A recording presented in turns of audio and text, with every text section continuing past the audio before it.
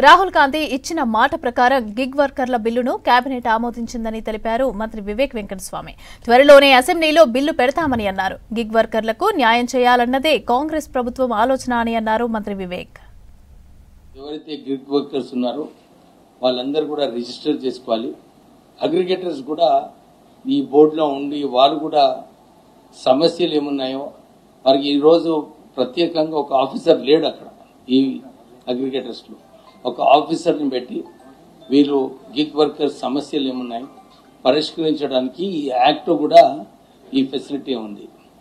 దాంతోపాటు cess collect చేసినప్పుడు gig వర్కర్స్కి medical issues అనే కానీ యాక్సిడెంటల్ డెత్లో ఏదైతే సెస్ ప్రకారంగా మనం వారికి ఫెసిలిటీస్ కల్పించవచ్చు, ఇవన్నీ కూడా ఈ కొత్త గిగ్ యాక్ట్లో ఈరోజు కేబినెట్ ఆమోదం ఇవ్వడం జరిగింది.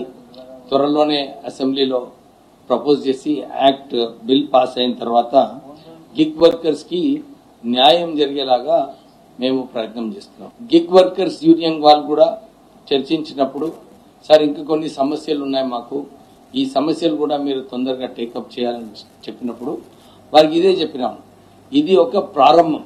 ఈ గిగ్ వర్కర్స్ గురించి ఈ యాక్ట్ ప్రారంభం చేయడం జరిగింది. దీంట్లో ఏది మంచిగా ఉంటాయో ఏది ఇంకా ఎక్కువ ఇంప్రూవ్ చేయొచ్చో ఇవన్నీ కూడా సమస్యలు యాజ్ వి గో, ఎందుకంటే రూల్స్ అండ్ రెగ్యులేషన్స్ లో కూడా చేంజెస్ చేసుకునే అవకాశం ఉంటుంది. సో ఇది కూడా దృష్టిలో పెట్టుకొని ఈ యాక్ట్ పాస్ చేయడం జరిగింది.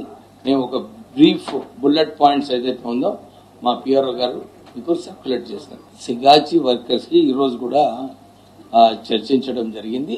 సుమారు 45 to 50 lakhs వరకు అందరు వర్కర్స్ కి ఆల్రెడీ డిస్ట్రిబ్యూట్ చేశారు. మేము 20th నాడు ఇంకొక మీటింగ్ పెట్టుకొని ఈ సమస్య గురించి ఏమున్నాయి పెండింగ్ ఇష్యూస్ ఇంకా ఎట్లా ఎక్కువ, ఎందుకంటే సిగాచి మేనేజ్మెంట్ వారి సమస్యలు ఏమున్నాయి వారి ప్రపోజల్ ఏంది 20th నాడు మీటింగ్ అయిన తర్వాత మీకు ఇంకా ఫర్దర్ డీటెయిల్స్ ఇస్తాం. ఎవరైతే గిగ్ వర్కర్స్ ఉన్నారో వాళ్ళందరూ కూడా రిజిస్టర్ చేసుకోవాలి. అగ్రిగేటర్స్ కూడా ఈ బోర్డులో ఉండి వాళ్ళు కూడా సమస్యలు ఏమున్నాయో వారికి ఈరోజు ప్రత్యేకంగా ఒక ఆఫీసర్ లేడు అక్కడ.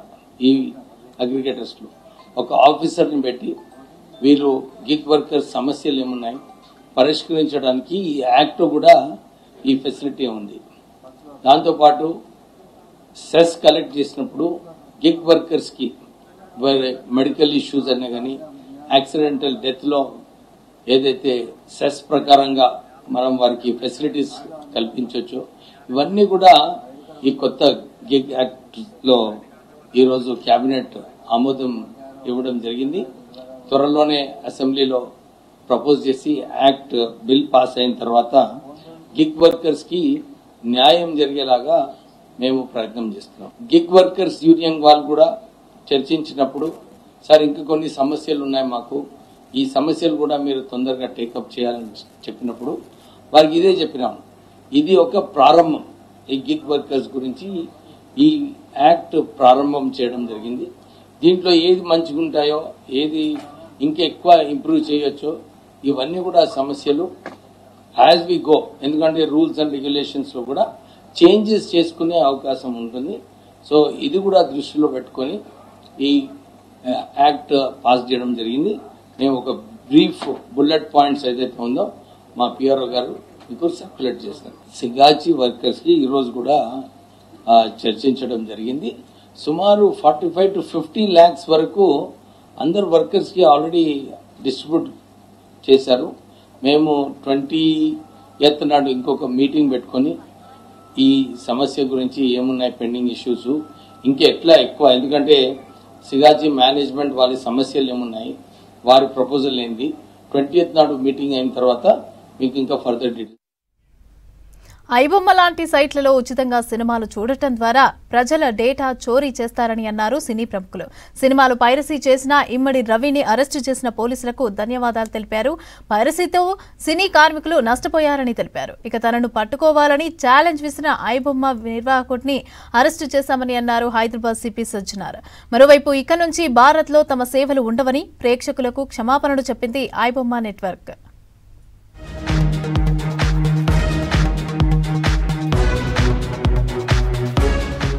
ఐబొమ్మ క్రియేటర్ ఇమ్మడి రవిని అరెస్టు చేశామన్నారు సిపి సజ్జనార్. అతని దగ్గర ఉన్న హార్డ్ డిస్కుల్లో 21,000 సినిమాలు ఉన్నాయని తెలిపారు. 1970 నుంచి రిలీజ్ అయిన చాలా మూవీలు అతని దగ్గర ఉన్నాయన్నారు.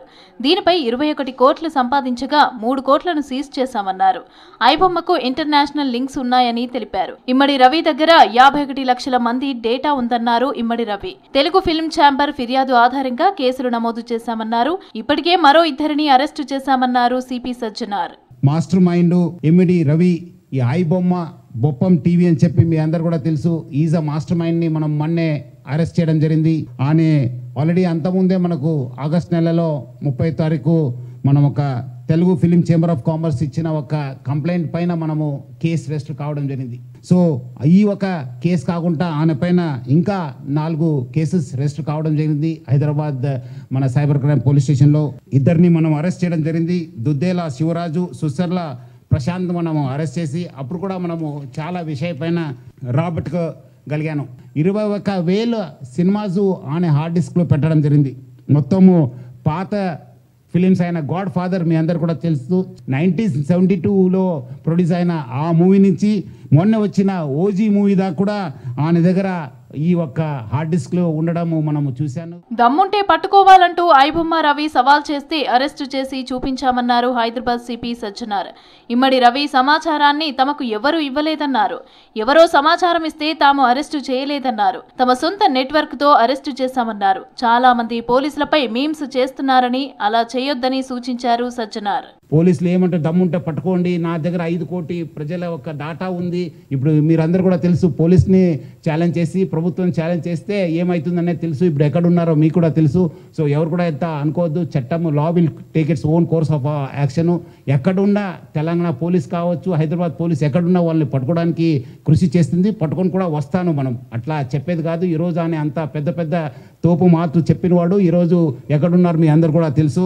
చాలామంది రకరకాల ఇన్ఫర్మేషన్ చెప్పి వాళ్ళ దగ్గర నుంచి వచ్చిందా ఇన్ఫర్మేషన్, వీళ్ళ దగ్గర వచ్చిందంటే అదంతా రూమర్స్. ఎవరు కూడా అలాంటి లేదు. Police has its own information network. ఎవరో చెప్పాల్సిన పరిస్థితి మనకు లేదు. మనకు we our own network. Hyderabad police చాలా దశాబ్దాల నుంచి ఇక్కడ ఒక మంచి ఇన్ఫర్మేషన్ సిస్టమ్ ఉంది. దాని ద్వారానే పట్టుకోవడం జరిగింది. ఐబొమ్మ నిర్వాహకుడిని అరెస్టు చేసిన పోలీసులను అభినందించారు సినీ నటుడు చిరంజీవి. సినిమాల పైరసీ ప్రపంచానికి సవాళ్లు విసురుతుందన్నారు. ఐబొమ్మ నిర్వాహకుడి అరెస్ట్ సినిమాలో రివెంజ్ లెక్క ఉందన్నారు. ఇక విలన్లా సవాల్ చేస్తే హీరోలా పోలీసులు పట్టుకున్నారని అన్నారు. ఎవడైతే ఛాలెంజ్, ఏ పైరేట్ అయితే కనుక ఛాలెంజ్ విసిరేయడో దమ్ముంటే చూసుకోండి అతన్ని ఈ రోజున పట్టుకోవడానికి వారు సహకరించారు.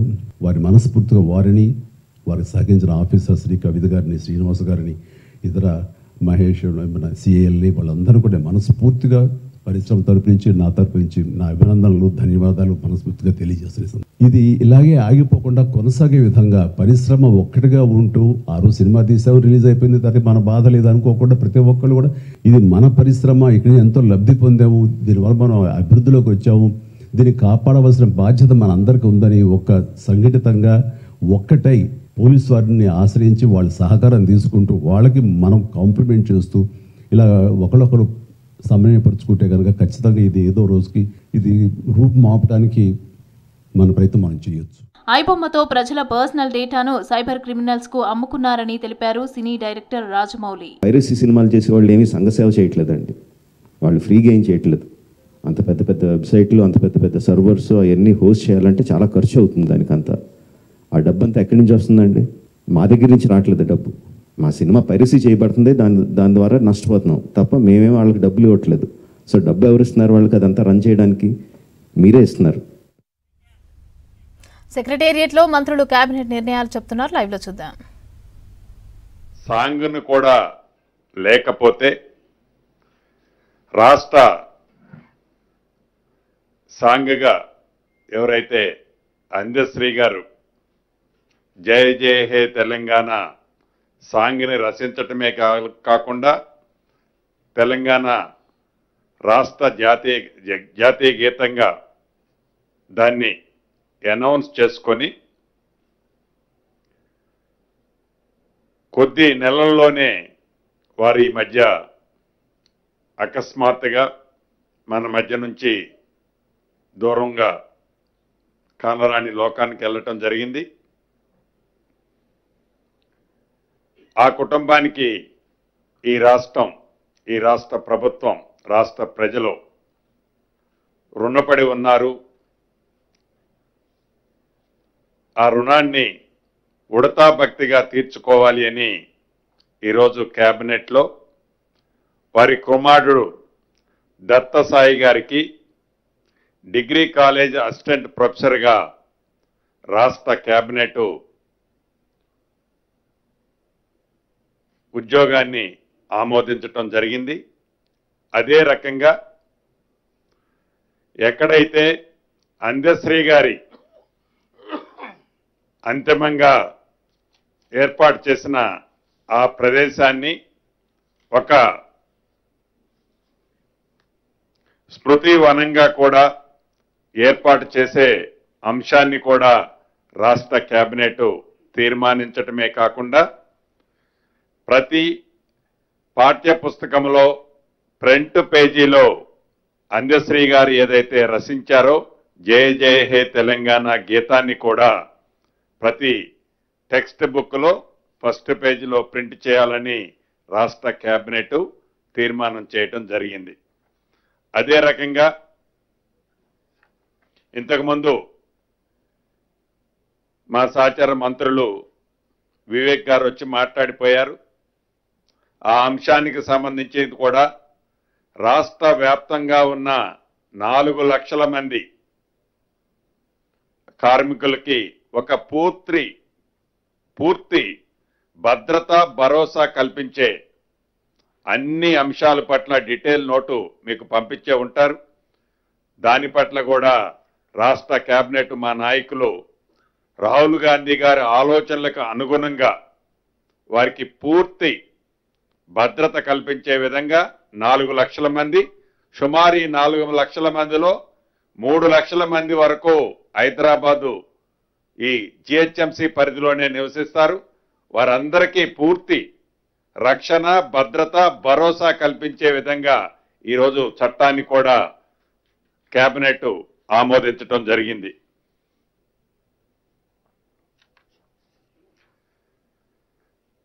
ఇక ప్రధానంగా కొన్ని నెలల నుంచి ఏదైతే కాంగ్రెస్ పార్టీ మా నాయకులు రాహుల్ గాంధీ గారి ఆలోచనలకు అనుగుణంగా బీసీలకి, బీసీ కుటుంబ సభ్యులందరికీ స్థానిక సంస్థలలో 42% రిజర్వేషన్ కల్పించి ఎన్నికలకు పోవాలని రాష్ట్ర కేబినెట్ అప్రూవ్ చేసి అసెంబ్లీలో పాస్ చేసుకొని బిల్లుని అది గవర్నర్ గారికి పంపితే అది గవర్నర్ గారి దగ్గరే హోల్డ్ అయింది. అయినా కూడా ఆర్డినెన్స్ తీసుకొచ్చి ఆర్డినెన్స్ ప్రకారం ఎలక్షన్కి పోయినప్పుడు కొంతమంది ఛాలెంజ్ చేసిన దాని ప్రకారం రాష్ట్ర హైకోర్టు దాన్ని స్టే విధించడం జరిగింది.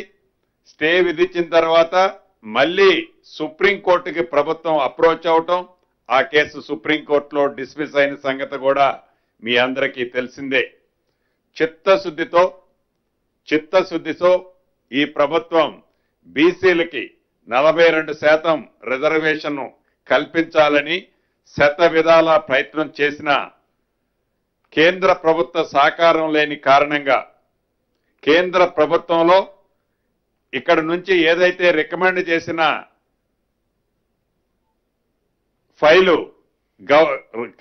రాష్ట్రపతి గారి దగ్గరే హోల్డ్ అయి ఉండటం కారణం చేత కోర్టులలో కూడా ప్రభుత్వానికి వ్యతిరేకంగా నిర్ణయం వచ్చిన కారణం చేత రాష్ట్ర ప్రభుత్వం కోర్టులో ఫైట్ చేస్తూనే ఏదైతే 15th ఫైనాన్స్ కమిషన్ నుంచి రాష్ట్రానికి రావాల్సిన, లోకల్ బాడీస్కి రావాల్సిన సుమారు 3,000 కోట్లు ఈ మార్చితో అవి ల్యాప్స్ అయిపోయే పొజిషన్ ఉంది. దాన్ని దృష్టిలో పెట్టుకొని పార్టీ పరంగా బీసీ సోదరులకి 42% రిజర్వేషన్లో సీట్లు అలాట్ చేస్తూ మొదట గ్రామ పంచాయతీ ఎన్నికలు నిర్వహించాలని ఈరోజు కేబినెట్ నిర్ణయించడం జరిగింది. మిగిలిన ఎంపీటీసీలు, జెడ్పీటీసీలు, అదే రకంగా మున్సిపల్ కార్పొరేషన్లు అన్నీ కూడా కోర్టులో ఒక కంక్లూజన్ వచ్చిన తర్వాతనే వాటిని నిర్ణయం తీసుకోవాలని కూడా ఈరోజు రాష్ట్ర కేబినెట్ లో సుదీర్ఘంగా చర్చించిన తర్వాత రాష్ట్రానికి కేంద్రం నుంచి రావాల్సిన సుమారు 3,000 కోట్లు గడిచిన 2 సంవత్సరాల నుంచి ఏవైతే ఉన్నాయో అవి కూడా యాజ్ పర్ నామ్స్ ప్రకారం మార్చితో ల్యాబ్స్ అయిపోతున్న కారణంగా రాష్ట్రానికి రావాల్సిన 3,000 కోట్లు ల్యాబ్స్ చేసుకోవటం ఇష్టం లేక స్థానిక సంస్థలు ఓన్లీ గ్రామ పంచాయతీ ఎన్నికలు పెట్టాలని ఈరోజు కేబినెట్ నిర్ణయించడం జరిగింది.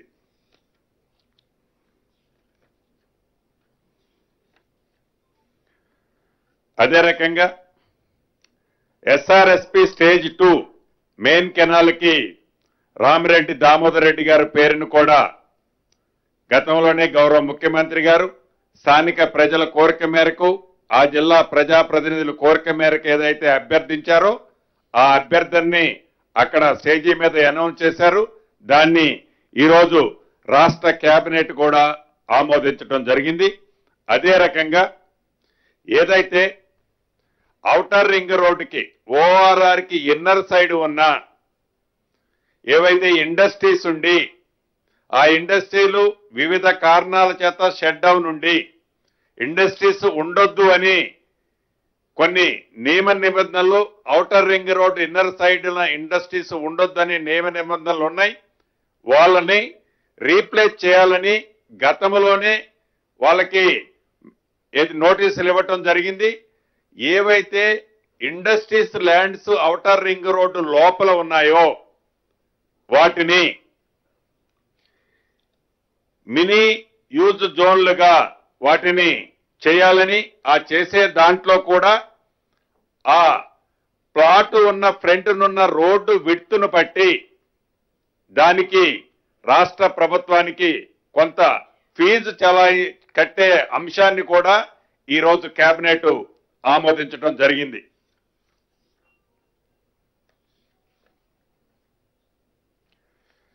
ఇక డిసెంబర్ 9 నాటికి ఈ ప్రజా ప్రభుత్వం ఇందిరమ్మ ప్రభుత్వం ఏర్పడి 2 సంవత్సరాలు పూర్తి కావస్తుంది. ఈ 2 సంవత్సరాల్లో పేదవాళ్ల కోసం సంక్షేమ కార్యక్రమాలతో పాటు రాష్ట్ర అభివృద్ధితో పాటు హైదరాబాద్ కోర్ ప్రాంతంలో అనేక అభివృద్ధి కార్యక్రమాలు ఏవైతే చేపట్టామో వీటన్నిటితో పాటు ఇండస్ట్రీల పాలసీని గతంలోనే అనౌన్స్ చేశాం. ఇండస్ట్రీల సమ్మిట్కి సంబంధించి ఇతరత్ర అన్నిటినీ 4th సిటీ ఏదైతే ఉందో అక్కడ ఒక global summit 8th 9th December 8th 9th నాడు 2 సంవత్సరాలు పూర్తవుతున్న సందర్భంగా 8th 9th నాడు గ్లోబల్ సమ్మిట్ని ఏర్పాటు చేయాలని దానికి కావలసిన ఏర్పాట్లన్నీ యుద్ధ ప్రాతిపదిక మీద పూర్తి చేయాలని ఈరోజు కేబినెట్ లో నిర్ణయించుకోవడం జరిగింది. అదే రకంగా డిసెంబర్ 9 నాడు తెలంగాణ రేజింగ్ 2047 విజన్ డాక్యుమెంట్ ని కూడా ఆవిష్కరించాలని రాష్ట్ర కేబినెట్ ఈరోజు కేబినెట్ లో నిర్ణయం తీసుకోవడం జరిగింది. ఇక దురదృష్టకరమైన సంఘటన ఏదైతే తెల్లవారుజామున సౌదీ అరేబియాలో జరిగిందో దానికి సంబంధించింది మా పెద్దన్న షబీర్ అలీ గారిని దాని గురించి మాట్లాడవలసిందిగా కోరుతున్నాను.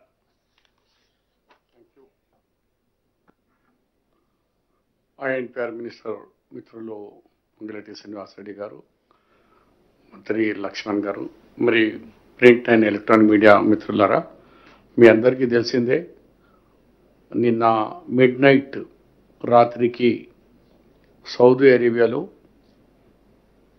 హజ్కు సంబంధించిన ఉమ్రా యాత్రికులు హైదరాబాద్కు సంబంధించిన 45 మంది హోలీ మక్కా నుంచి మదీనాకు పోయేటప్పుడు మదీనా కంటే కొద్దిగా 25 కిలోమీటర్ ముందే ఒక బస్సు ట్యాంకర్తో యాక్సిడెంట్ కావడం వల్ల 45లో 44 వ్యక్తులు అక్కడనే కాలిపోయి మరణం జరిగింది.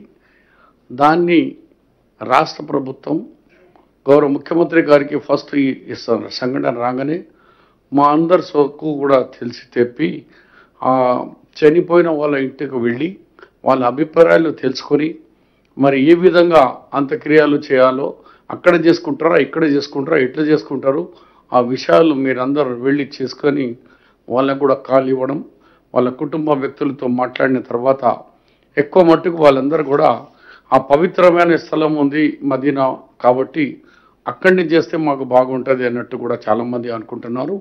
ఎనీహౌ రాష్ట్ర ప్రభుత్వం గౌరవ ముఖ్యమంత్రి గారు డైరెక్ట్గా కేంద్ర మంత్రితో అక్కడ కేంద్ర ప్రభుత్వంతో అక్కడ ఎంబసీతో డైరెక్ట్ మాట్లాడడం జరిగింది. అలాగే మేము కూడా అక్కడున్న అంబాసిడర్తో కూడా మాట్లాడిన తర్వాత ఈరోజు అన్నగారు చెప్పినట్టు క్యాబినెట్ నిర్ణయంలో ఒక నిర్ణయం ఒకటి ఏంటంటే చనిపోయిన వ్యక్తులకు అందరినీ కూడా 5 lakhs రూపీస్ అష్గిరా అమౌంట్ ఇవ్వాలని రాష్ట్ర ప్రభుత్వం నిర్ణయం తీసుకుంది 5 lakhs ఒక్కొక్క వ్యక్తికి. రెండో నిర్ణయం అంటే కోఆర్డినేషన్ చేసేందుకు ఒక హై లెవెల్ డెలిగేషన్ పంపించడం జరిగింది. దాంట్లో మైనార్టీ వెల్ఫేర్ మినిస్టర్గా ఉన్న అజరుద్దీన్ గారు, నాంపల్లి ఏరియాలో ఎక్కువగా చనిపోయినందుకు అక్కడ స్థానిక ఎంఐఎం ఎమ్మెల్యే మాజిద్ హుసేన్ గారు మరియు గవర్నమెంట్ పరంగా మైనార్టీ వెల్ఫేర్ సెక్రటరీ డెలిగేషన్ పంపించి వాళ్ళు ఫ్యామిలీ మెంబర్స్కు సౌదీ గవర్నమెంట్కు ఇండియన్ గవర్నమెంట్ మధ్యలో కోఆర్డినేషన్ చేసి వాళ్ళకు కావాల్సిన ఏర్పాట్లన్నీ వాళ్ళు చేయాలని అనుకొని అలాగే మూడోది ఎవరు వాళ్ళు చనిపోయిన ఫ్యామిలీస్ తరఫు నుంచి ఇక్కడ దగ్గర బంధువులు ఎవరు ఉన్నారో పోయే వాళ్లకు ఒక ఫ్యామిలీకు ఇక్కడ మన హైదరాబాద్ నుంచి ఇద్దరికి మన తెలంగాణ ప్రభుత్వమే మా గవర్నమెంట్ ఖర్చుతోనే అక్కడ మదీనా షరీఫ్కు పంపించి సౌదీ అరేబియాలో వాళ్ళకు పోని ఖర్చు కానీ ఉండే ఏర్పాట్లు కూడా గవర్నమెంటే తెలంగాణ గవర్నమెంట్ చేయాలని గౌరవ ముఖ్యమంత్రి రేవంత్ రెడ్డి గారి అధ్యక్షతలో క్యాబినెట్ ఈ నిర్ణయం తీసుకోవడం జరిగింది. ఇప్పటికే వాళ్ళ చుట్టాల తరఫు నుంచి బంధువుల తరఫు నుంచి మాకు 44 పాస్పోర్ట్ కూడా వచ్చినాయి. వాళ్ళకి కూడా ఇమ్మీడియట్లీ విజాస్కు ప్రాసెస్కు మొదలుపెట్టే మా government GAD and Haj committee వాళ్ళు ప్రయత్నాలు మొదలుపెట్టించినారు. థ్యాంక్ యూ అన్న.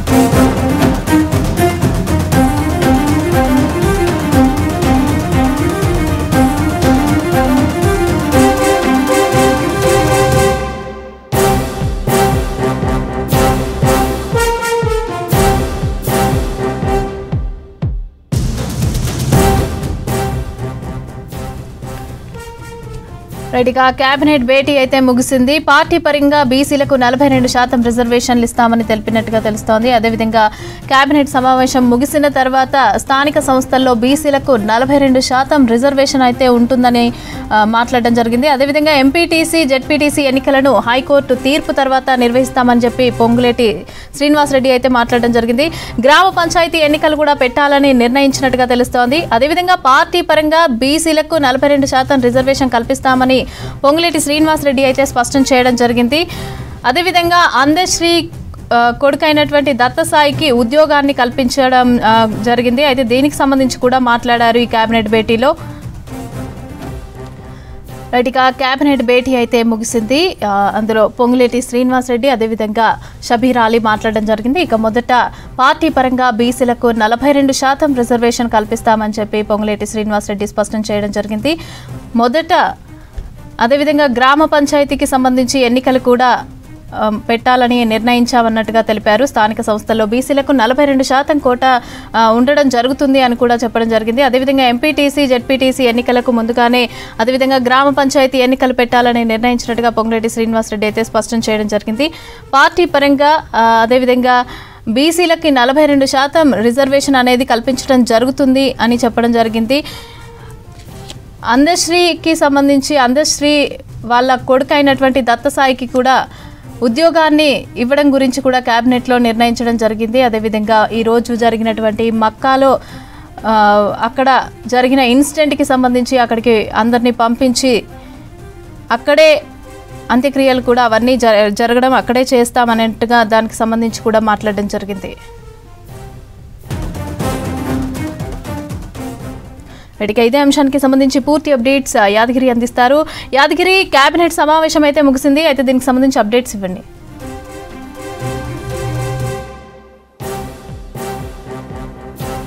మమత, ఇవాళ జరిగినటువంటి కేబినెట్ సమావేశంలో మేజర్గా ఈ స్థానిక సంస్థల ఎన్నికలకు సంబంధించినటువంటి అంశం మీద చర్చ జరిగింది. ఇందులో కీలకమైనటువంటి నిర్ణయం కూడా కేబినెట్ తీసుకున్నది. ఏదైతే ఈ స్థానిక సంస్థల ఎన్నికలకు సంబంధించి రాష్ట్ర వ్యాప్తంగా కూడా పెద్ద ఎత్తున చర్చ జరుగుతుంది. ప్రభుత్వం ఈ స్థానిక సంస్థల ఎన్నికలకు సంబంధించి ఎప్పుడు నిర్ణయం తీసుకుంటుంది, షెడ్యూల్ ఎప్పుడు అవకాశం ఉంటుంది అనే దాని మీద ఆశావాదులతో పాటు చాలా మంది ప్రజలు కూడా దీని మీద చర్చించుకుంటున్నారు. ఇప్పటికే ఆలస్యం కూడా అయింది. దీనికి తోడు ఇక కేంద్రం నుంచి రావాల్సినటువంటి నిధులు కూడా ఈ సర్పంచులు లేకపోవడంతో, గ్రామ పంచాయతీలకు సర్పంచులు లేకపోవడంతో ఆగిపోతున్నాయి. సో దీన్ని దృష్టిలో పెట్టుకుని ఇక మరోపక్క ప్రభుత్వం ఏదైతే బీసీలకు 42% రిజర్వేషన్లు అమలు చేస్తామని చెప్పేసి హామీ ఇచ్చిందో ఆ హామీ కోసము అన్ని ప్రయత్నాలు చేయాల్సినటువంటి ప్రయత్నాలు ఏవైతే ఉన్నాయో వాటన్నిటిని కూడా ప్రభుత్వం చేసింది. ప్రత్యేకంగా అసెంబ్లీలోనే ఈ 42% బీసీలకు 42% బిల్లుకు సంబంధించి ప్రత్యేకంగా చర్చించి నిర్ణయం తీసుకుని అసెంబ్లీలో ఆమోదం తెలిపి దాన్ని గవర్నర్కు పంపించారు. గవర్నర్ నుంచి అది రాష్ట్రపతి దగ్గర పెండింగ్ లో ఉన్నది. సో దానికి ప్రత్యామ్నాయంగా మరో పక్క ప్రత్యేకంగా ఒక ఆర్డినెన్స్ రూపంలో తీసుకొచ్చి ఆర్డినెన్స్ ద్వారానైనా ఈ 42% అధికారికంగానే అమలు చేస్తూ వెళ్ళాలని చెప్పేసి ప్రభుత్వము తన చిత్తశుద్ధి చూయించుకోవాలని చెప్పేసి ఇప్పటికి కూడా ఆ ప్రయత్నం చేస్తూనే ఉన్నది. ఆ ఆర్డినెన్స్ సంబంధించి కూడా సవాల్ చేస్తూ హైకోర్టును ఆశ్రయించారు కొందరు. సో ప్రస్తుతం అది హైకోర్టులో పెండింగ్ లో ఉన్నది. దాన్ని సవాల్ చేస్తూ ప్రభుత్వం సుప్రీంకోర్టుకు వెళ్ళినప్పటికీ అక్కడ కూడా సో ప్రభుత్వానికి అనుకూలంగా నిర్ణయం రాలేదు. ఇట్లా అన్ని రకాల ప్రయత్నాలు చేస్తున్నప్పటికీ ఈ బీసీలకు సంబంధించినటువంటి రిజర్వేషన్లు అధికారికంగా అమలు చేసే సిచ్యువేషన్ ఇప్పుడు లేదు. ఎందుకంటే అటు బిల్లు పెండింగ్ లో ఉన్నది, ఇటు 2 కోర్టులో కూడా, ఇటు సుప్రీంకోర్టు హైకోర్టులో కూడా వాళ్ళు సూచనలు చేశారు. తర్వాత ఈ నెల 24 వరకు ఇక్కడ ఏదైతే హైకోర్టు ఉందో హైకోర్టులో కూడా పెండింగ్ లో ఉన్నది. 24న దీనికి సంబంధించి ఎన్నికలు ఎప్పుడు నిర్వహిస్తారని చెప్పేసి ప్రభుత్వం చెప్పాల్సి ఉన్నది. సో ఇట్లా అన్ని రకాలు చూసినప్పటికీ మరి బీసీలకు 42% అమలు చేసాము ఇచ్చిన మాట నిలబెట్టుకోవాలంటే అధికారికంగా సాధ్యం కావట్లేదు. కాబట్టి ఇక పార్టీ పరంగా ఇప్పటికే ఆలస్యం అవుతుంది. కేంద్రం నుంచి రావాల్సినటువంటి నిధులు కూడా రాలేకపోతున్నాయనే ఉద్దేశంతో ఏది కూడా నష్టపోకుండా గ్రామ పంచాయతీలకు రావాల్సినటువంటి నిధులు వచ్చే విధంగా ఉండాలని చెప్పేసి ప్రభుత్వం ఇవాళ జరిగినటువంటి కేబినెట్ సమావేశంలో ఈ స్థానిక సంస్థల ఎన్నికలకు సంబంధించిన దాని మీద కీలకమైనటువంటి నిర్ణయం తీసుకున్నది. ఇచ్చిన పాట నిలబెట్టుకునేందుకు ముందుగా గ్రామ పంచాయతీ ఎన్నికలు నిర్వహించాలని చెప్పేసి ప్రభుత్వం ఇవాళ జరిగినటువంటి కేబినెట్ లో నిర్ణయం తీసుకున్నది. దానికి సంబంధించి బీసీలకు పార్టీ పరంగా 42% రిజర్వేషన్లు ఇచ్చి ఎన్నికలకు వెళ్లాలని చెప్పేసి ఇవాళ జరిగినటువంటి కేబినెట్ లో నిర్ణయం తీసుకున్నారు. అయితే ఇందులో ముందుగా సర్పంచ్ ఎన్నికలు నిర్వహించాలని చెప్పేసి ప్రభుత్వం ఇవాళ జరిగినటువంటి కేబినెట్ లో నిర్ణయం తీసుకుంది. ఎందుకంటే ముందు ఎంపీటీసీ జెడ్పీటీసీ అని చెప్పేసి ముందు నుంచి కూడా చెప్తా ఉన్నారు. కానీ ఇటు సుప్రీంకోర్టు హైకోర్టులో దీనికి సంబంధించి బీసీ రిజర్వేషన్లకు సంబంధించి పెండింగ్ లో ఉన్నాయి కాబట్టి సో దాన్ని దృష్టిలో పెట్టుకుని ఒక పక్క కోర్టులతో పోరాటం చేస్తూనే కోర్టులకు సంబంధించినటువంటి సూచనలు చేస్తారో ఆ సూచనలకు అనుగుణంగా ఆ తర్వాత ఎంపీటీసీ జెడ్పీటీసీ ఎన్నికలకు వెళ్లాలని చెప్పేసి ప్రభుత్వం భావిస్తుంది. అందులో భాగంగానే ఇవాళ జరిగినటువంటి కేబినెట్ సమావేశంలో ముందుగా సర్పంచ్ ఎన్నికలు నిర్వహించాలని చెప్పేసి నిర్ణయం తీసుకున్నది. ఇక మరికొన్ని రోజులు త్వరలోనే నాకు తెలిసి ఇవాళ జరిగినటువంటి చర్చ ప్రకారము ఇక ముందుగానే ఈ సర్పంచ్ ఎన్నికలు నిర్వహించాలనుకుంటారు. కాబట్టి 2 లేదంటే 3 రోజుల పాటు ఈ రిజర్వేషన్లకు సంబంధించి పార్టీ పరంగా ఇస్తామన్నారు. కాబట్టి పాత రిజర్వేషన్ ఎట్లా ఉన్నాయి, తర్వాత ఇప్పుడు 42% పార్టీ పరంగా ఇవ్వాలంటే ఎక్కడెక్కడ ఇచ్చే అవకాశం ఉంటుంది ఏంటనే దాని మీద పూర్తి స్థాయిలో ఒక 2-3 రోజులు కోర్టులు కసరత్తు చేసి ఇక ఈ 4-5 రోజుల్లోనే వీలైన తొందరలో ఈ సర్పంచ్ ఎన్నికలకు సంబంధించినటువంటి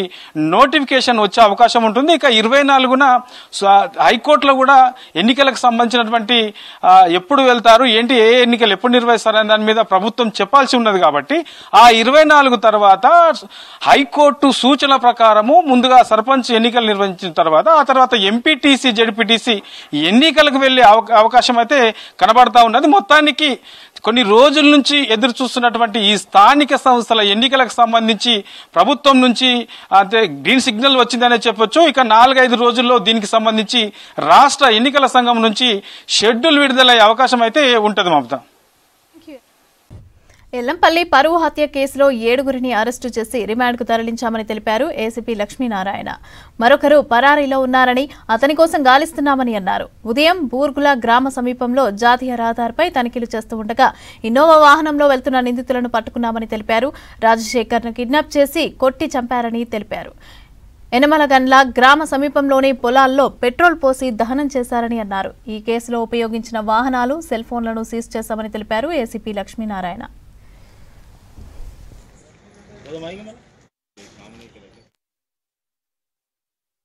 షాద్నగర్ పట్టణంలో 13/11/2025 రోజున ఎర్రవాణి అనే ఫిర్యాదు మనకు షాద్నగర్ పోలీసులు కంప్లైంట్ చేసింది. ఫిర్యాదు వివరాలు ఏమనగా తన భర్త రాజశేఖర్ను అదే ఎల్లంపల్లి గ్రామానికి చెందిన వెంకటేష్ అనే వ్యక్తి అతని అనుచరులు ఒక 3 తీసుకొని వచ్చి తన భర్తను కిడ్నాప్ చేశారని మనకు ఫిర్యాదు చేశారు. ఫిర్యాదుపై కేసు నమోదు చేసి అదే నైట్ నుంచి మనం టీంలు ఫామ్ చేసి సెర్చ్ చేస్తూ ఉన్న క్రమంలో వాళ్ళు నేరస్తులు ఎవరైతే వెంకటేష్ అతనితో పడుతున్న అతని అనుచరులందరూ కలిసి ఈ రాజశేఖర్ వాళ్ళ తమ్ముడు చంద్రశేఖర్ వాళ్ళ కూతురు భవాన్ని తీసుకుపోయిందనే ఒక మనసులో పెట్టుకొని ఇతను తీసుకుపోయి క్వశ్చన్ చేసే క్రమంలో అతన్ని కొట్టడం జరుగుతుంది. కొట్టిన క్రమంలో తను చనిపోతాడు. చనిపోయిన తర్వాత చనిపోయిన శవాన్ని తీసుకెళ్ళి మన నవాబ్పేట శివార్లో పడేసి పెట్రోల్ పోసి తగలబెట్టడం జరుగుతుంది. దీనిపై మనం టీములు ఫామ్ చేసి డెడ్ బాడీని నవాబ్పేట పోలీసుల సహకారంతో మనం లుకౌట్ సర్కిల్ నోటీస్ ఇష్యూ చేసిన దాని ప్రకారము అతన్ని ఐడెంటిఫై చేయడం జరిగింది. ఐడెంటిఫై చేసిన తర్వాత ఈ వెతుకుతున్న క్రమంలో ఈరోజు మన అంటే బాడీ పోస్ట్ మార్టం వాళ్ళ బంధువులకు అప్పయిపోయిన తర్వాత మన షాద్నగర్ సిఐ గారు విజయ్ కుమార్ తన సిబ్బందితో బూర్గుల చెక్ పోస్ట్ దగ్గర నమ్మదగిన సమాచారం మీద వాహనాలు తనిఖీ చేస్తున్న క్రమంలో ఒక ఇన్నోవా క్రిస్టా వాహనంలో వెంకటేష్ మరియు శ్రీను అదేవిధంగా నరసింహ అనే 3 వ్యక్తులు ఇన్నోవా క్రిస్టాలో వస్తూ ఉంటారు. వాళ్ళని ఆపి తనిఖీ చేయగా వాళ్ళు అంటే ఈ అఫెన్స్ చేసి అంటే వాళ్ళ కూతురును వాళ్ళ తమ్ముడు ఎత్తుకపోయిండు, దాంట్లో ఈయన పాత్ర ఎక్కువ ఉందన్నది మనసులో పెట్టుకొని ఈ విధంగా చేసిన అని చెప్పి ఒప్పుకోగానే తను నాకు ఇన్ఫర్మేషన్ ఇవ్వగానే వెళ్ళి వాళ్ళను అదుపులో తీసుకొని అరెస్ట్ చేయడం జరిగింది. వారి వద్ద నుంచి ఒక ఇన్నోవా క్రిస్టా కారు, అదేవిధంగా ఒక cell phone, press ID card, ప్రజామాల్ పైన ఒక ప్రెస్ ఐడి కార్డు ఉంది ఆయన దగ్గర, అదొకటి, అదేవిధంగా ఆర్సీ డాక్యుమెంటు 5000 రూపీస్ వాళ్ళ వద్ద నుంచి స్వాధీనపరచుకొని అదేవిధంగా వాళ్ళు రాజశేఖరం చంపడానికి ఉపయోగించిన నైలాన్ తాడు ఉంటుంది, తాడును కూడా స్వాధీనపరచుకోవడం జరిగింది. ఇదే క్రమంలో మా టీంలో ఏవైతే డిప్యూటీ చేసిన టీంలో వాళ్ళు సురేష్ ఈ వెంకటేష్ బావమరిది ఆ రోజు హత్య చేస్తాను ఎవరినైనా హత్య చేయాలనే ఉద్దేశంతో ప్రిపేర్ అయినప్పుడు దానికి సంబంధించిన నైలాన్ తాడు అదేవిధంగా పెట్రోల్ కొన్ని ఆ బండ్లో పెట్టడం జరిగింది. అతను కూడా మా టీం పోయి పట్టుకొచ్చారు. సురేష్ అదుపులో తీసుకున్నాం. ఆయనే కాకుండా ఈ రాఘవేందర్ అయిన శ్రీకాంత్ అనే 2 వ్యక్తులు కూడా వీళ్ళకు సహకరించి రాజశేఖర్ ఇల్లు చూపించి అంటే ఈ కుట్రలో భాగం పంచుకున్నారు. వీరే కాకుండా ఈ వెంకటేష్ తండ్రి రాములు అనే ఎవరైతే ఉన్నాడో అతడు కూడా అంటే ఈ మన కులం యాదవ్ తర్వాత వాళ్ళు దళితులు అనే ఒక దాంతో ఈ కొడుకుని ఇన్వెస్టిగేట్ ఎక్కువ ప్రోత్సహించింది కాబట్టి ఇతన్ని మొత్తం 7 మెంబర్స్ను అదుపులో చేసుకొని తమ్ముడి కులాంతర వివాహానికి సహకరించాడని హత్య చేయటం హేయమైన చర్య అని అన్నారు సిపిఎం రాష్ట్ర కార్యదర్శి జాన్ వెస్లీ. రంగారెడ్డి జిల్లా ఎల్లంపల్లిలో పరువు హత్యకు గురైన రాజశేఖర్ కుటుంబాన్ని పరామర్శించారు. పోలీసుల నిర్లక్ష్యంతోనే ఈ హత్య జరిగిందని మృతుడి కుటుంబ సభ్యులు అన్నారని తెలిపారు. ఇక పోలీసులకు ఫిర్యాదు చేస్తే కేసులు పెడతామని బెదిరించారని తెలిపారన్నారు. నిందితులతో పాటు పోలీసులపై ఎస్సీ ఎస్టీ అట్రాసిటీ కేసులు నమోదు చేయాలని డిమాండ్ చేశారు జాన్ వెస్లీ. రంగారెడ్డి జిల్లా ఎల్లంపల్లి గ్రామానికి సంబంధించినటువంటి రాజశేఖర్ను వాళ్ళ తమ్ముడు కులాంతర వివాహం చేసుకున్నాడనేటటువంటి పేరుతో ఆ అమ్మాయి తండ్రి వెంకటేష్ తదితరులంతా కలిసి రాజశేఖర్ను అర్ధరాత్రి కిడ్నాప్ చేసి దారుణంగా హత్య చేసి తగలబెట్టడం అనేటటువంటి ఘటన జరిగింది. వాళ్ళిద్దరికి సంబంధించినటువంటి వాళ్ళు మేజర్స్. చట్ట ప్రకారం వాళ్ళు పెళ్లి చేసుకునేటటువంటి హక్కు వాళ్ళకు ఉంది. ఆ రకంగా చట్ట ప్రకారం పెళ్లి చేసుకోవాలని చెప్పి భావిస్తే ఇక్కడ ఉండేటటువంటి స్థానిక పోలీసులు మీరు మైనర్ అనేటటువంటి పేరుతో వీళ్ళని అన్నను తర్వాత తమ్ముడిని కొట్టడం జరిగింది. అక్రమంగా కేసు పెడతానని చెప్పి పోలీసులే బెదిరించడం అనేది 4 రోజుల కిందట జరిగింది. పోలీసులేగినా ఆ రోజే వీళ్ళు చట్టబద్ధంగా వీళ్ళకు పెళ్లి చేసుకునేటటువంటి రైట్ ఉందని చెప్పి రక్షణ కల్పించింటే ఈ హత్య జరిగి ఉండేది కాదు. కానీ వీళ్ళిద్దరినే భయపెట్టి కొట్టడం అనేటటువంటిది అన్నదమ్ములంతా కూడా కొట్టి ఆ రోజే భయపెట్టడం అనే దాంతోనే పోలీసుల పాత్ర కూడా ఈ హత్యకు సంబంధించినటువంటి దాంట్లో ఉంది అనేది స్పష్టమవుతుంది. ఇంటికి వచ్చి రాజశేఖర్ని వెంకటేషే తీసుకెళ్తే ఆ ఘటనకు సంబంధించింది భార్య వెంటనే ఆమె వెళ్ళి పోలీసు వాళ్ళకు తెలియజేస్తే ఆ 2-3 రోజులకు సంబంధించినటువంటి విషయాల్లో విచారణ సరిగ్గా జరపకుండా నిర్లక్ష్యం చేసినటువంటి తీరు కనబడుతుంది. దారుణంగా హత్య చేసినటువంటి ఘటన జరిగినప్పుడు ఆ స్పాట్లోనే భార్యను తీసుకెళ్లి కానీ కుటుంబ సభ్యులు కానీ తీసుకెళ్లి చూయించలేదు. పత్రికలు వచ్చిన తర్వాత మరుసటి రోజు మీరు పత్రికల్లో చూడలేదా అని చెప్పి అంటున్నారు పోలీసులు. అంటేనే పోలీసులు ఎంత నిర్లక్ష్యంగా ఉన్నారు ఈ హత్య. చలి తీవ్రం కావడంతో అనారోగ్యం బారిన పడుతున్నారు ప్రజలు. చల్లని వాతావరణంతో సైనస్, చెవుల్లో చీము కారటం, గొంతు నొప్పి, ఉబ్బసం వంటి వాటితో ఎక్కువ మంది బాధపడుతున్నారు.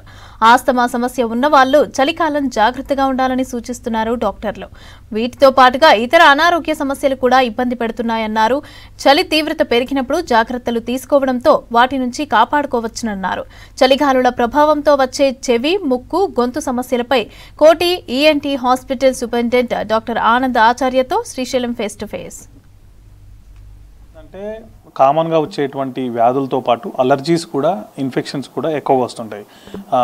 ఈ చలికాలం వచ్చిన తర్వాత సైనసైటిస్ కానీ లేకపోతే ఇంకా శ్వాస సమస్యలు కానీ ఎక్కువ వస్తుంటాయి. అయితే ఈ చలికాలంలో ఏం జాగ్రత్తలు తీసుకోవాలి? ఇంత ముందుకున్నట్టు ఆల్రెడీ ఇన్ఫెక్షన్ ఉంటే కనుక ఎట్లాంటి ట్రీట్మెంట్ తీసుకోవాలి, ఎట్లాంటి జాగ్రత్తలు పాటించాలి, చలికాలంలో ఈఎన్టీ పరంగా ఏమేమి ఇబ్బందులు ఉంటాయి, ఏమేమి డిసీజ్ వచ్చేటువంటి అవకాశం ఉంటుంది, ఇన్ఫెక్షన్స్ ఏమి ఉంటాయి, వాటికి ఏం జాగ్రత్తలు తీసుకోవాలి, ఈ అంశాలకు సంబంధించి మనతో పాటు Koti ENT hospital superintendent doctor Anand Acharya మనతో ఉన్నారు. ఆయన అడిగి మరిన్ని విషయాలు తెలుసుకుంటాం. సార్, ముందుగా చలికాలం రాగానే మీరు అన్నట్టుగా అలర్జీస్ కామన్గా వస్తూ ఉంటాయి. సో అలర్జీస్తోనే ఆగిపోతే ఓకేనా, లేకపోతే అలర్జీస్ ఇంకా ఎక్కడికి దారి తీసే ఛాన్స్ ఉంటుంది?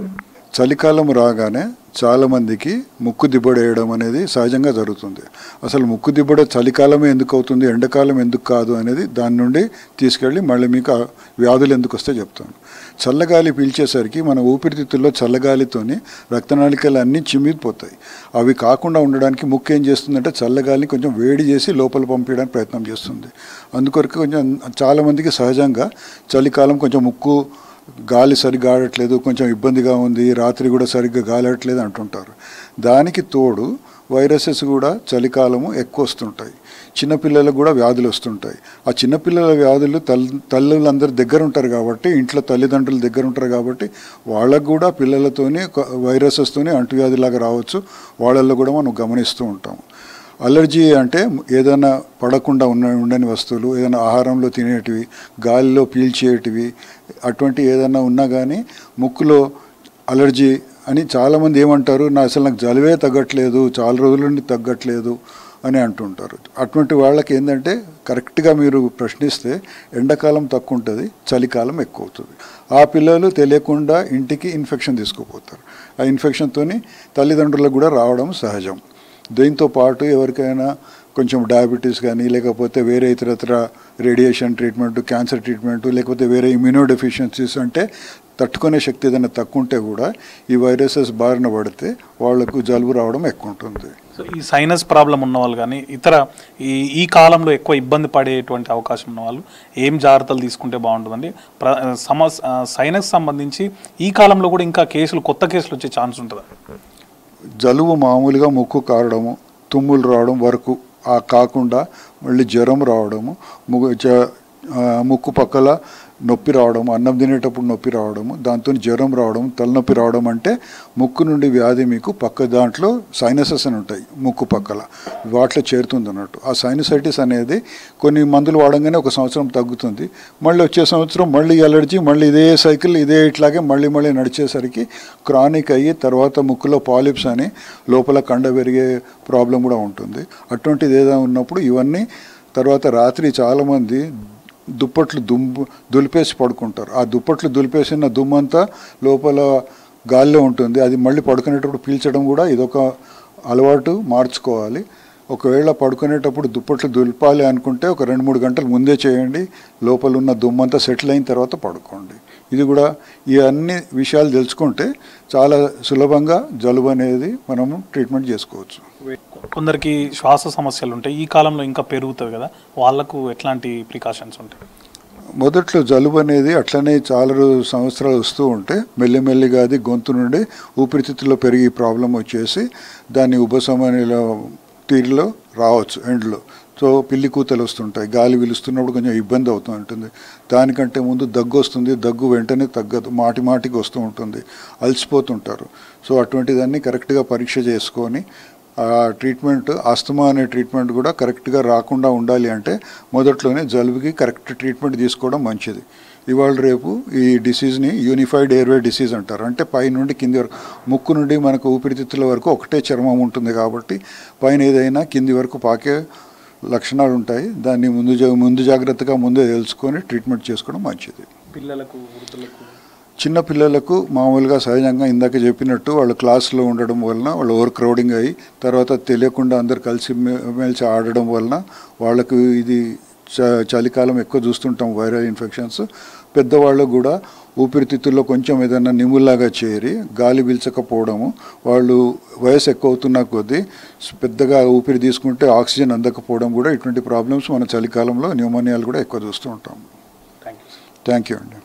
చూసినామండి, అంటే సర్దైన తర్వాత ఎక్కువ రోజులు కనుక అది కంటిన్యూ అయితే కనుక మీరు ఖచ్చితంగా ట్రీట్మెంట్ని తీసుకోవాలి. లేకపోతే అది రాను అది పెరిగి ఇంకా సైనస్ ప్రాబ్లం కావచ్చు, ఆ తర్వాత శ్వాసకు సంబంధించినటువంటి ఇబ్బందులు కూడా ఏర్పడే అవకాశం ఉంది, ఆస్తమా లాంటి వాటికి కూడా దారితీసే అవకాశం ఉంది. కాబట్టి ముందుగానే డాక్టర్కి చూపించుకొని దాని లక్షణాలను బట్టి ట్రీట్మెంట్ తీసుకుంటే ఈ చలికాలంతో పాటు ఏ కాలంలో అయినా కూడా ఆ వ్యాధుల నుంచి రక్షణ పొందేటువంటి ఛాన్స్ ఉంటుందని చెప్పి డాక్టర్ ఆనందాచార్య చెప్తున్నారు.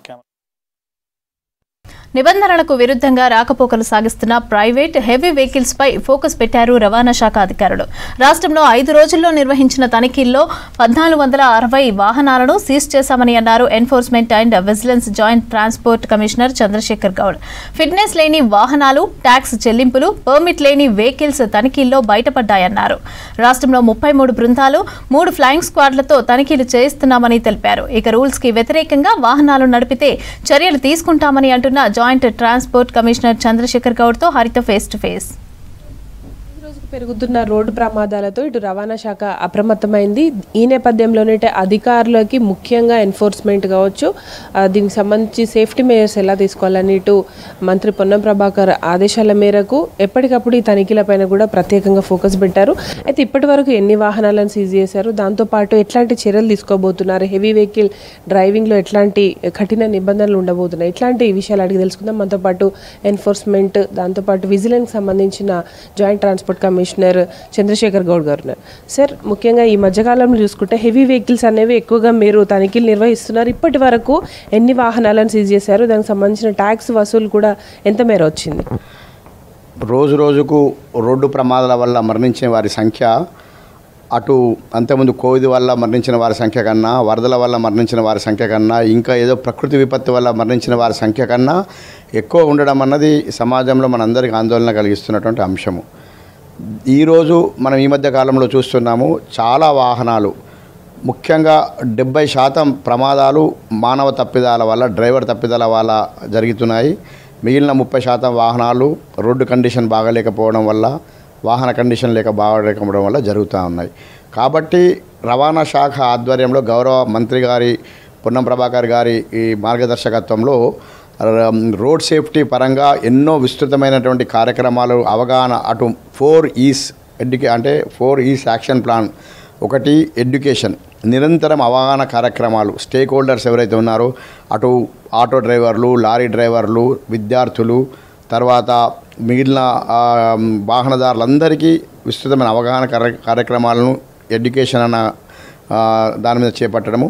తర్వాత ఎన్ఫోర్స్మెంట్ అన్నది మాకున్న ఎగ్జిక్యూటివ్ స్టాఫ్తోని ఇప్పటికే జనవరి 1 నుంచి నిన్నటి వరకు దాదాపు 1,25,000 వాహనాలపై మనం కేసులు నమోదు చేసి వాటిని సీజ్ చేసి వాటిపై ఒక చర్యలు చేపట్టడం జరిగింది.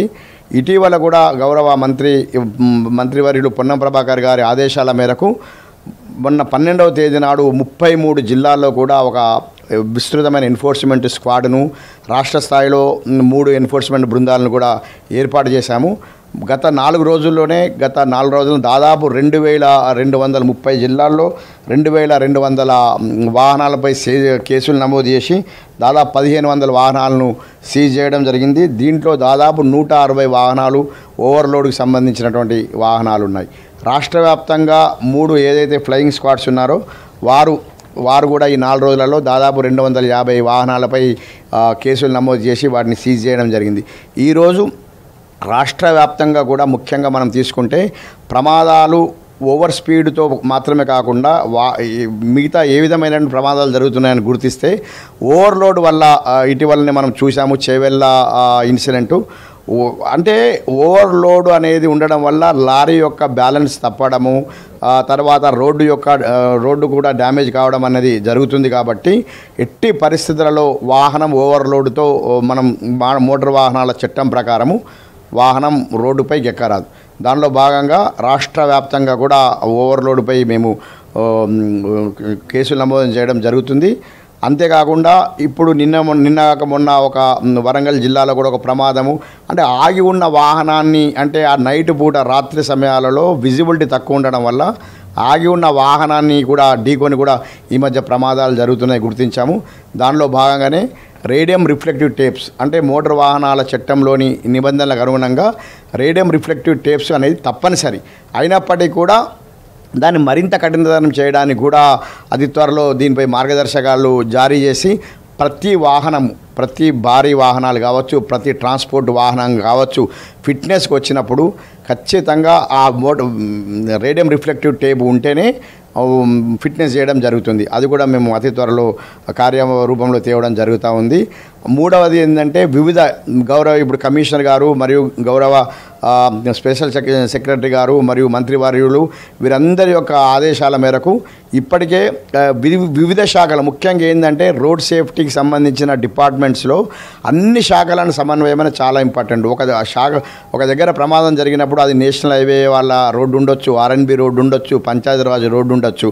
అదే అన్ని శాఖల, ఇటు హెల్త్ డిపార్ట్మెంట్కి సంబంధించిన, అటు పోలీస్ డిపార్ట్మెంట్కి సంబంధించిన అన్ని శాఖల పరస్పర సమన్వయంతో ఇప్పటికే సమావేశాలు ఏర్పాటు చేయడం జరిగింది.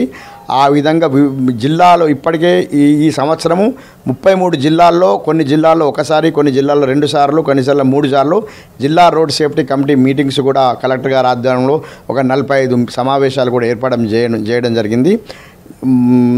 మొదటిది ఎడ్యుకేషను, రెండవది ఎన్ఫోర్స్మెంటు, మూడవది ఇంజనీరింగ్, నాలుగవది ఎమర్జెన్సీ కేర్. అంటే అత్యవసరంగా ప్రమాదాలు జరిగినప్పుడు ఆ అత్యవసర పరిస్థితులలో ఏ విధంగా పౌరుడు స్పందించాలి, అటువంటి వాళ్ళకి ఇచ్చే రక్షణలు ఏంటి, అదే సమయంలో ఆ విక్టిమ్, ఆ బాధితుడికి ఎటువంటి ట్రీట్మెంట్ లభించే విధంగా కూడా వాటి మీద కూడా అవగాహన చర్యలను చేపట్టడం జరుగుతూ ఉంది. సార్, మీరు చెప్పినట్టు ఇప్పుడు ఫ్లయింగ్ స్క్వాడ్స్ కావచ్చు, ఎన్ఫోర్స్మెంట్కి సంబంధించి ఎంతమంది పనిచేస్తున్నారు, ఏ కారణాల కింద ఈ వాహనాలను సీజ్ చేయడం జరిగింది? రాష్ట్ర వ్యాప్తంగా 33 జిల్లాల్లో 33 టీములు ఎవ్రీడే పనిచేసే విధంగా దాదాపు ఒక 50-55 టీంలు అనేది పనిచేయడం జరుగుతూ ఉంది. ప్రతి జిల్లాలో కూడా రాష్ట్ర వ్యాప్తంగా 3 టీములు అనేది కూడా పనిచేయడం జరుగుతుంది. ఈ టీములు ముఖ్యంగా ఓవర్లేడ్ ఆరిజినేటింగ్ పాయింట్, ఇక్కడ ఒక విషయాన్ని మేము గుర్తించాము. ఆరిజినేటింగ్ పాయింట్లోనే ఎక్సెస్ లోడుకు మించి, అంటే పరిమితిని అంటే ఆర్సీలో ఉన్నటువంటి లోడు కెపాసిటీ మించి ఎక్సెస్ లోడు ఇవ్వడం జరుగుతుంది. దీనికి మైనింగ్ శాఖ అధికారులతోని మా కమిషనర్ గారు కూడా మాట్లాడడం జరుగుతుంది. మేము కూడా ఒక లెటర్ రాయడం జరుగుతుంది. ఎట్టి పరిస్థితులలో ఎందుకంటే ఆ ఆరిజినేటింగ్ పాయింట్లోనే లోడ్ అనేది ఎత్తకుండా చూసుకుంటే మనకు చాలా వరకు కూడా ఓవర్లోడ్ అనేది ఉండవు. ఒకవేళ ఓవర్లోడ్ ద్వారా వాహనం ప్రయాణించి ఓవర్లోడ్ వాహనం పట్టుబడితే భారీ జరిమానాతో పాటు రిజిస్ట్రేషన్ రద్దు, డ్రైవింగ్ లైసెన్స్ రద్దు, పర్మిట్ రద్దు వంటి చర్యలకు కూడా వెనుకాడని విధంగా కూడా మేము గైడ్లైన్స్ అనేటివి రూపొందిస్తూ ఉన్నాము. ఖచ్చితంగా ఓవర్లోడ్ ఎక్కి రోడ్డు మీద పట్టుబడితే వారు ఖచ్చితంగా ఇబ్బంది పాలయ్యే పరిస్థితి ఉంటుంది. కాబట్టి ఈ ఓవర్లోడ్ వాహనాలతో పాటు కాకుండా ఇంతకుముందే చెప్పినట్టు ఫిట్నెస్ లేని వాహనాలు, ఎందుకంటే ఇది ఫిట్నెస్ లేని వాహనాలు రోడ్లపై తిరిగినా తర్వాత ఈ టూర్ ముఖ్యంగా ప్రైవేట్ ట్రావెల్స్ వాళ్ళు విచ్చలవిడిగా వాళ్ళు నియమ నిబంధనలు ఉల్లంఘించి రోడ్లపైకి ఎక్కినా కూడా మా మోటార్ వాహన శాఖ అధికారులు ఒక జరిమానా మాత్రమే, అది కాకుండా ఆ వాహనాన్ని పర్మిట్ రద్దు చేసే విధంగా కూడా మేము చర్యలు తీసుకోవడం జరుగుతుంది. ఎస్ చూడొచ్చు, ఓవరాల్గా అయితే ఇటు రాష్ట్ర రవాణా శాఖ ముఖ్యంగా హెవీ లోడ్స్ కావచ్చు, ప్రైవేట్ వాహనాలు రవాణా శాఖ నిబంధనలకు విరుద్ధంగా తిరిగితే ఖచ్చితంగా కఠిన చర్యలు ఉంటాయి. దాంతోపాటు పర్మిట్ లైసెన్సులు కావచ్చు, దాంతోపాటు హెవీ వెహికల్కి సంబంధించి నిబంధనలు ఖచ్చితంగా పాటించాలని కూడా అధికారులు హెచ్చరిస్తున్నారు. కెమెరా పర్సన్ వినోద్తో హరిత, V6 న్యూస్, హైదరాబాద్. మహాభారతంలో కౌరవులకు చెల్లెలు దుశ్శల జీవితంలో కొత్త కోణాన్ని ఏకాభిప్రాయం రూపంలో ప్రదర్శిస్తున్నామని తెలిపారు రాష్ట్ర సంగీత నాటక అకాడమీ అధ్యక్షురాలు ప్రొఫెసర్ అలేఖ్యా పుంజాల. ప్రయోగాత్మకంగా స్టేజ్ ప్రదర్శనకు సిద్ధమవుతున్నామని అన్నారు. హైదరాబాద్ రవీంద్ర భారతి కళాభవన్లోని తన కార్యాలయంలో జరిగిన సమావేశంలో వివరాలు వెల్లడించి సంబంధిత పోస్టర్ను విడుదల చేశారు అలేఖ్యా పుంజాల. తెలంగాణ భాషా సాంస్కృతిక శాఖ, కృష్ణ కూచిపూడి డాన్స్ అకాడమీ, సూత్రధార్ సంస్థల సంయుక్త ఆధ్వర్యంలో ఈ నెల 19వ తేదీన సాయంత్రం 7 గంటలకు రవీంద్ర భారతిలో దుశ్శల మోనోలాగ్ ప్రదర్శన ఉంటుందని తెలిపారు. ప్రముఖ నాటక దర్శకుడు, బాలీవుడ్ నటుడు వినయ్ వర్మ దర్శకత్వంలో 80 నిమిషాల పాటు దుశ్శల ఏకపాత్రను ప్రదర్శిస్తామని తెలిపారు అలేఖ్యా పుంజాల.